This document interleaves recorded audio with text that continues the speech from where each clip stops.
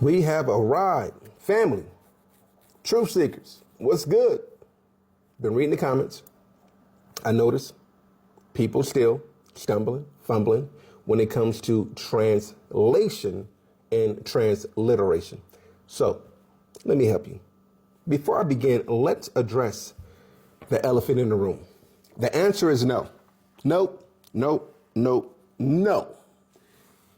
You, repeat after me. You cannot translate a name. You cannot. That's principle number one. You can't. Let me help you understand why. You cannot translate a name. A name carries your identity. Identity carries your purpose. Your purpose shapes your behavior. Here's an example. Get the weakest, feeblest person, take them to Walmart, put them on a security jacket, give them a flashlight, give them a walkie-talkie, and you tell him your job is to patrol the safety of our customers in Walmart. Watch how that person's purpose and behavior aligns with the identity of being security. Take them out of the clothes. That person is back to being them. They are no longer identified as security. So when you identify something, you give it purpose. And when you give it purpose, it shapes the behavior. Now, go backwards. Translate behavior. You can't. Translate purpose. You can't. Now, translate identity. You can't. So how can you translate a name? Stop. Here's the confusion. When it comes to a word, you can't translate a word because a word carries what? Meaning. Example, shalom. Shalom means peace. You see how I translated shalom to peace, but I kept the same meaning? When it comes to a name, it carries identity, so you cannot translate it. Stop. Transliteration. Let's go there. Here's the principle of transliteration. You can transliterate a name, yes, but you got to preserve the sound. Here's an example, Jacob. Jacob in English is Jacob. Here's the name in Hebrew. Yaakov. Jacob. Hebrew, Jacob. English, Jacob.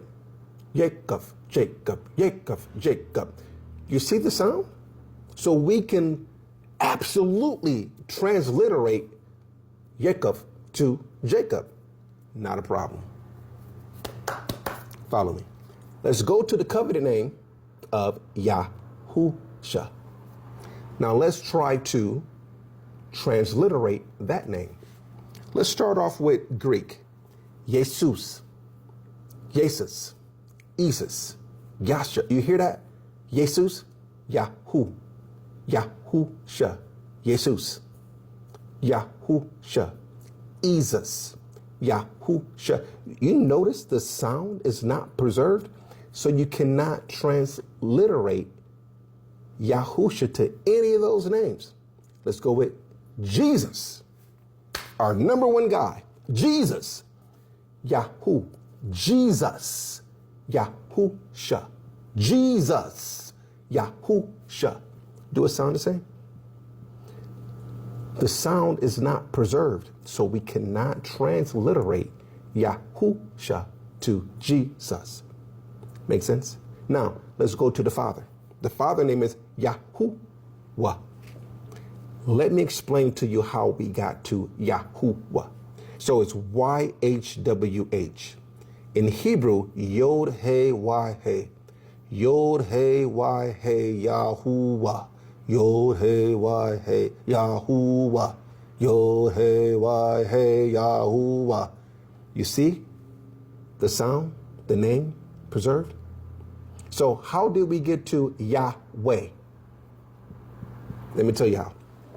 They literally took YHWH, took the H and threw it in the garbage and put a V in there, and it came up with YHVH, Yahweh.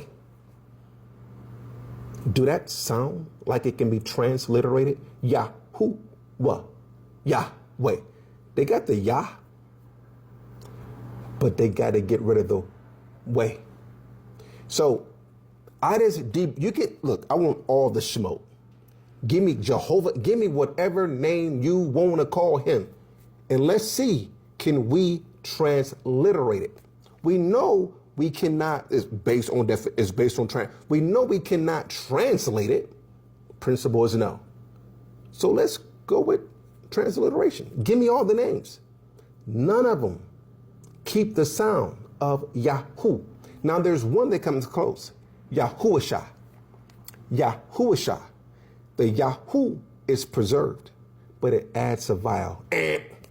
Yahusha. It adds that extra vowel. Close, 95%, but it's Yahusha. So let me help you understand what the name means.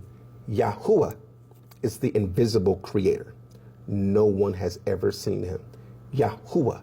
Now the invisible creator became flesh, John 1:14, and the word became flesh and dwelt amongst us, and we beheld him, we seen him, right? So Yahusha, Yahuwah, Yahusha, Yasha. Now Yasha means salvation. Yahuwah, Yahusha. You get it? Yahuwah has become our Yasha. Yahusha. Meaning Yahuwah has become our salvation. So the name of the Father, Yahu. The name of the Son, Yahu. You see how they are the same? There's no translation. There's no transliteration. Yahu, Yahu, Shah. Salvation. Salvation means the invisible came in the flesh to what? A name carries what? Identity and purpose. For this purpose, the Son of Man was manifested to destroy the works of the devil. You shall have a child and name him Yahusha, and he shall save his people. Do you see the purpose? The name carries the purpose, and the purpose carried the behavior. And what was the behavior of Yahusha? He said, for the joy that was set before him, he endured, laying down his life for you and I. You see how his behavior is identified with his purpose, and his purpose is identified with his name? How can you translate that? Stop it. You can't. So if you know you cannot translate, if you can't transliterate, bring the bucket of names, then you got to bow down to the true covenant name. The only way you can translate his name, you got to replace it. The only way you can transliterate his name, you got to replace it. And who did we replace it with? Jesus. Jesus' name have no Hebrew root, and our Messiah was Hebrew. I'm going to stop right there for y'all to get me preaching. What all you're getting, get truth. And what all you're getting, stop with the translations and the transliteration and bow down to the revelation. Cast down your imagination and understand the revelation of the covenant name is Yahusha. If you want to know more, click on the link at the bottom and get the book. Get the book. I'm going live tomorrow. I'm going to be talking more about this. Well, Wednesday. Get the book. You won't see this. You won't hear this in your church.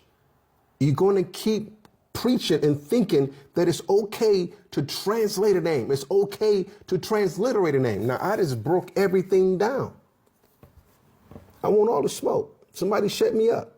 Somebody make it make sense that we can go from Yahusha to Jesus. Somebody make it make sense that we can go from Yahuwah to Yahweh. I want the smoke.